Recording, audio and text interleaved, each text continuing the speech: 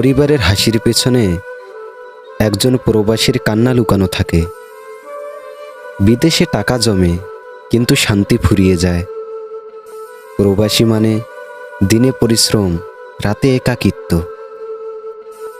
সবাই ভাবে সুখে আছি, কেউ দেখে না রাতের নিঃশব্দ কান্না।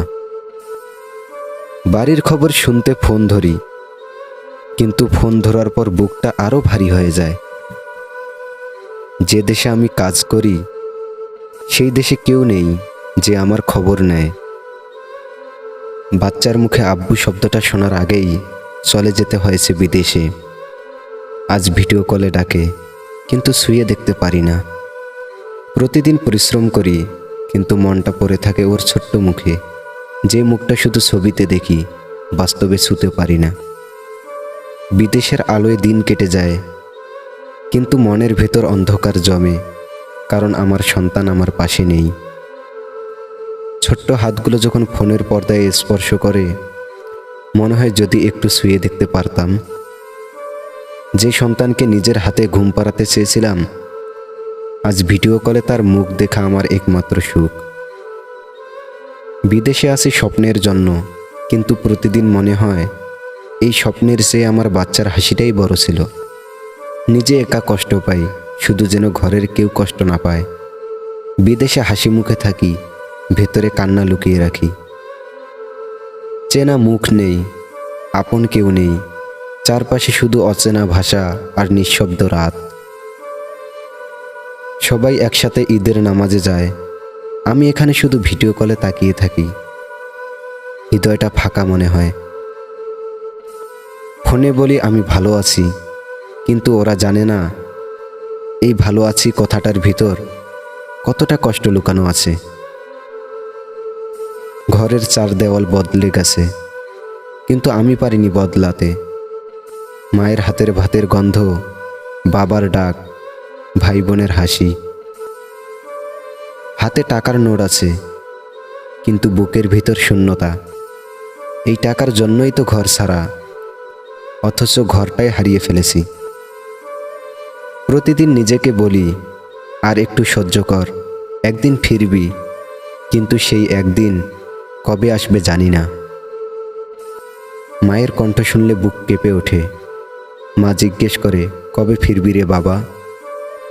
উত্তরটা গিলে ফেলি, কারণ আমি নিজেও জানি না। যে হাতটা একসময় আমার হাত ধরে থাকতো, আজ শুধু ফোনে ছবি পাঠায়। দূরত্ব বাড়ছে, সম্পর্ক ফিকে হয়ে যাচ্ছে। দেশে কেউ অপেক্ষা করে জানি, কিন্তু আমি জানি না সেই অপেক্ষা কতদিন টিকবে। দিনে কাজ, রাতে চিন্তা, চোখ বন্ধ করলেই মনে পড়ে আমি একা নই, আমি একা হয়ে গেছি। বিমানবন্দরে নামার পর মনে হয়েছিল স্বপ্নের দেশ, কিন্তু কয়েকদিন পর বুঝলাম এটা স্বপ্ন নয়, সংগ্রামের রাজ্য।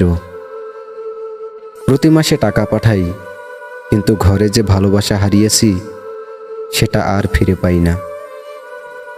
প্রতিবার ভাবি এইবার দেশে যাব, কিন্তু বাস্তবতা বলে আরেকটা বছর থাক, এখন না। কখনো কখনো ভাবি এত বছর কষ্ট করে কি পেলাম? নিজের ঘর বানালাম, কিন্তু মন হারিয়ে ফেললাম।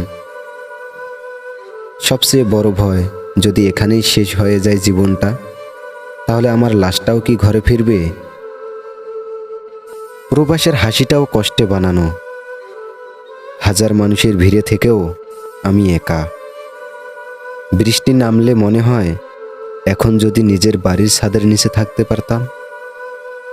ঘুম আসে না, দেশের কথা শুধু মনে পড়ে। প্রবাসে কেউ কাঁদে না, কারণ চোখের পানি লুকাতে শিখে গেছে সবাই।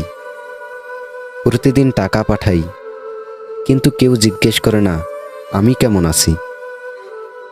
বাবা মায়ের মুখে হাসি দেখলে বুকটা হালকা লাগে, কিন্তু মনের ভেতরটা আরো খালি হয়ে যায়।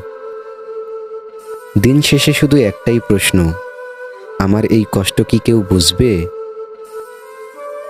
দেশে ফোন দিলে সবাই হাসে, কিন্তু আমি শুধু কান্না চেপে হাসি দেই। ঘর বানাই অন্যের জন্য, নিজের ঘরের জায়গা হয় না। টাকা পাঠাই ভালোবাসা দিয়ে, ফিরে পাই কেবল দূরত্ব। দেশ ছাড়ার পর বুঝেছি বাড়ির মাটি শুধু মাটি না, এটা শান্তির গন্ধ। সবাই বলে সফল হয়েছি, কেউ বোঝে না আমি কতটা একা। যে সবচেয়ে বেশি হাসে তার ভেতরের কষ্ট থাকে সবচেয়ে বেশি গভীর। দেশে ঈদ মানে আনন্দ, প্রবাসে ঈদ মানে চোখের জল। দেশে মা ডাকলে বুকটা কেঁপে ওঠে, কিন্তু যেতে পারি না, কাজ আছে।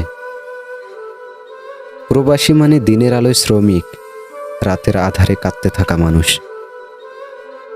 একা রুমে বসে যখন দেশের কথা মনে পড়ে, তখন মনে হয় জীবনটা কেন এত কঠিন।